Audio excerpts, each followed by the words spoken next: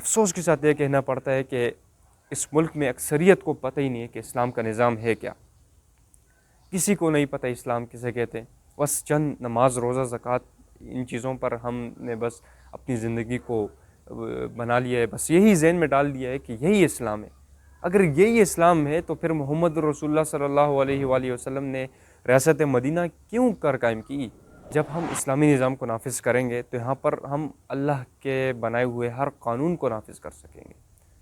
اسلامی نظام کے نافذ کرنے کے بغیر آپ کوئی بھی اللہ کا قانون نہیں نافذ کر سکتے. اکثر آپ سنتے رہتے ہیں لوگوں سے، وہ یہی کہتے ہیں کہ ہم نظام تعلیم کو اسلامی نظام اسلام کے تحت لانا چاہتے ہیں، اور دوسری طرف سے اور چیزوں کے ساتھ ہمارا کوئی تعلق نہیں ہے، ہمارا صرف تعلیم کے ساتھ تعلق ہے. تو اگر آپ تعلیم کو ٹھیک کرنا چاہتے ہیں تو ادھر سے آپ کا نظام سارا سودی نظام ہو جائے گا.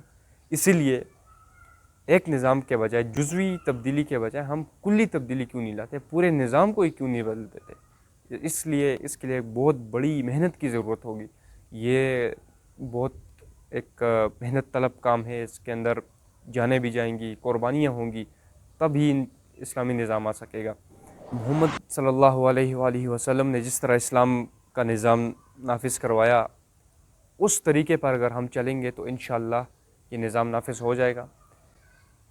اگر ہم جمہوریت کے طرز پر چلیں گے، جس طرح آج اس ملک میں جمہوریت ہے اور جمہوری اصولوں کے تحت اگر ہم چاہیں اسلام، تو پہلے تو بات یہ طے کر لیں کہ اسلام اس لحاظ سے تو اسلام آ ہی نہیں سکتا.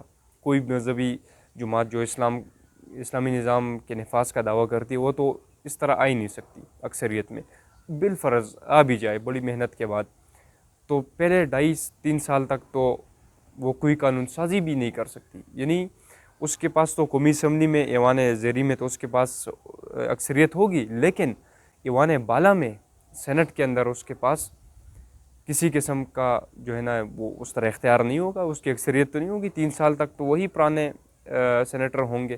تو اس لیے جو بھی وہ قانون سازی کرے گی تو وہ سینٹ میں آ کر رک جائے گی. اس لیے پہلے 2.5-3 سال تک تو لوگ ان کو گالیاں ان کو بھی دیں گے، جس طرح عام جماعتوں کو دیتے ہیں.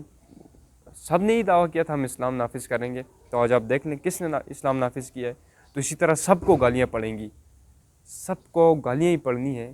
تو پھر اس سے اچھا نہیں ہے کہ ہم محمد رسول اللہ کے طریقے پر چلیں، اس ملک میں انقلاب کی ایک شکل پیدا کریں، لوگوں کے ذہنوں کو بنائیں کہ اسلام ہے کیا. آج افسوس کے ساتھ یہ کہنا پڑتا ہے کہ اس ملک میں اکثریت کو پتہ ہی نہیں ہے کہ اسلام کا نظام ہے کیا.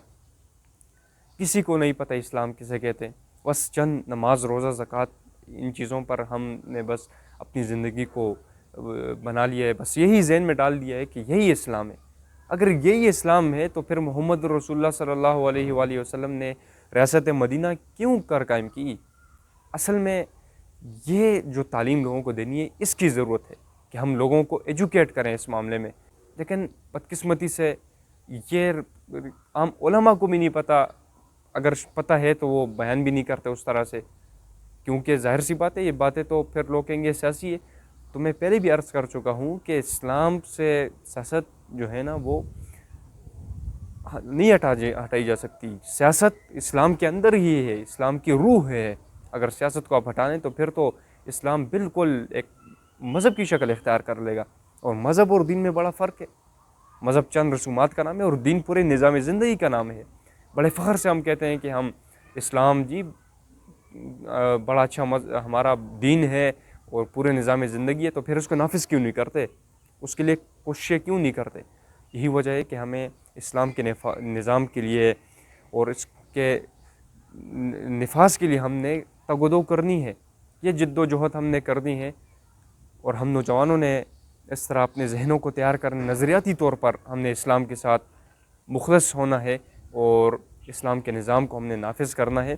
تو اس کے لیے بھرپور سب سے پہلے تو ہم علم حاصل کریں گے قرآن کا، کہ قرآن کیا ڈیمانڈ کرتا ہے، قرآن ہمیں کیا بتاتا ہے اسلام کے نظام کے لیے. تو یہی چیز ہے کہ آج ہمیں علم حاصل کرنا چاہیے قرآن کا. تو جب علم آ جائے گا انشاءاللہ تو پھر ہم اس نظام کو نافذ کر سکتے ہیں. اس کے علاوہ کوئی دوسرا طریقہ نہیں ہے کہ ہم جمہوریت کی طرف بھاگیں. یہ چیزیں جو ہے نا اسلام کو کمزور بنا دیتی ہیں کہ آپ کمپرومائز جب کر لیتے ہیں، آپ انقلاب کی شکل کیوں نہیں اختیار کرتے؟ اگر اس کے شکل آپ چھوڑ دیں گے، آپ کمپرومائز کر لیں گے جمہوریت کے نظام کے ساتھ اور اسی طریقے سے آپ لائیں گے، تو یہ آپ بہت بڑا دھوکہ دے رہے ہیں اپنے آپ کو بھی، اور اسلام کو بہت بڑا نقصان پہنچے گا اس سے۔ یہ خیال لوگ کسی نے کیا ہی نہیں ہے۔